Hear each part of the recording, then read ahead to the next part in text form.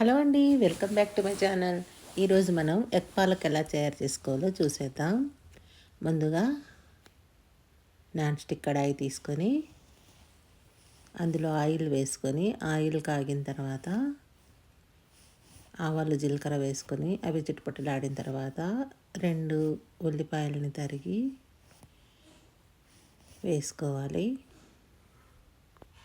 వేసుకొని గరిటెతో బాగా కలుపుకుంటూ వేయించుకోవాలి. ఇప్పుడు ఇందులోకి 1 టేబుల్ స్పూన్ వరకు పచ్చెనగపప్పుని వేసుకొని వాటిని కూడా వేయించుకోవాలి.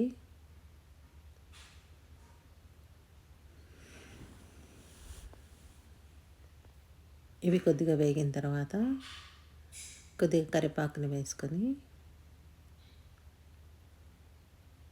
వేయించేసుకోవాలి. ఇవి బాగా గోల్డెన్ బ్రౌన్ వచ్చేంత వరకు వేగిన తర్వాత అందులోకి మనం 1 tablespoon ginger garlic paste వేసుకొని పచ్చివాసన పోయేంత వరకు బాగా వేయించుకోవాలి. మసాలా బాగా వేగిన తర్వాత 1/2 టేబుల్ స్పూన్ గరం మసాలా వేసుకొని మసాలాలో కలిసిపోయేటట్టు కలుపుకోవాలి. ఈ స్మెల్కే కడుపు నిండిపోతుందండి.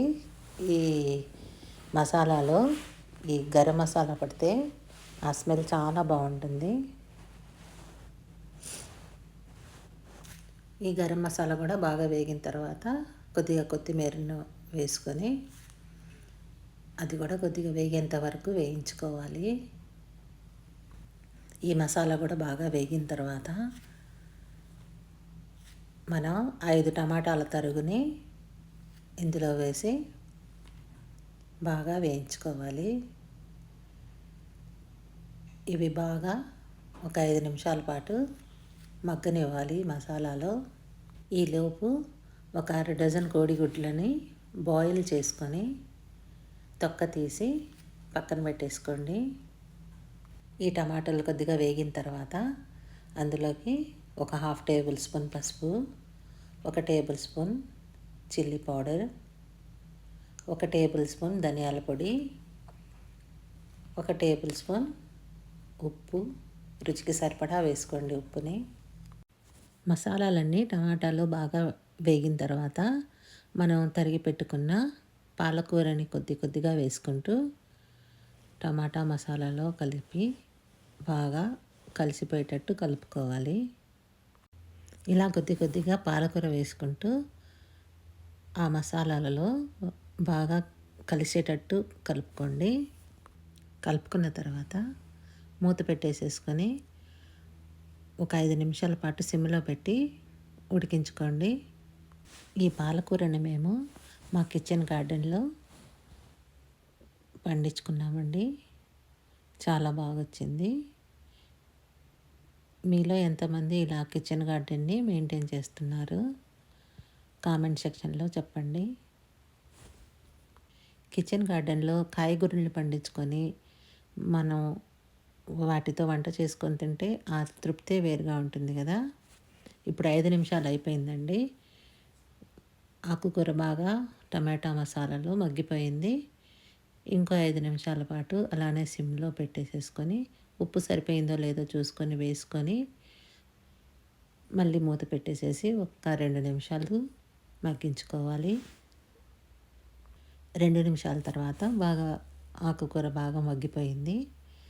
ఇప్పుడు అందులో మనం ముందుగా బాయిల్ చేసి పెట్టుకున్న కోడిగుడ్లను వేసుకొని కలుపుకోవాలి.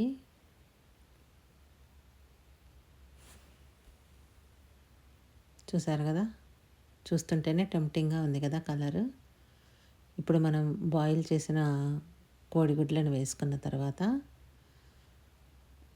ఒక 2 నిమిషాల పాటు పాలకూరలో కలిపేసేసి దమ్ ఇచ్చుకోవాలండి.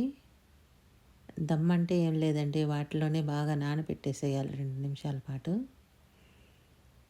సిమ్లో పెట్టి వదిలేసేయండి. 2 నిమిషాల తర్వాత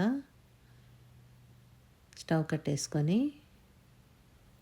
వేడి వేడి చపాతీతో కానీ రైస్తో కానీ సర్వ్ చేసుకోండి. నాన్ వెజ్ టేస్ట్ వస్తుందండి దీనికి. నచ్చితే లైక్ చేయండి, షేర్ చేయండి. నా ఛానల్ని సబ్స్క్రైబ్ చేసుకోండి. కొత్తగా యూట్యూబ్ ఛానల్ పెట్టేవాళ్ళు సబ్స్క్రైబర్ రాక నాలాగానే ఇబ్బంది పడుతున్నారు కదా, వాళ్ళు నా ఛానల్ని సబ్స్క్రైబ్ చేసుకొని వాళ్ళ ఛానల్ పేరుని మెసేజ్ సెక్షన్లో పెడితే నేను వాళ్ళ ఛానల్ని సబ్స్క్రైబ్ చేసుకుంటాను.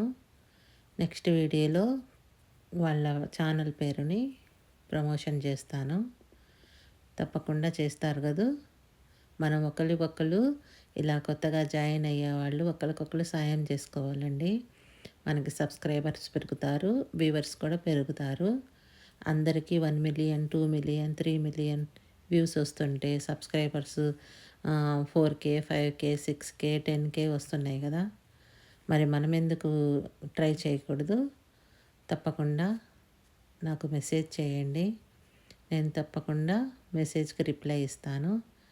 Thank you for watching.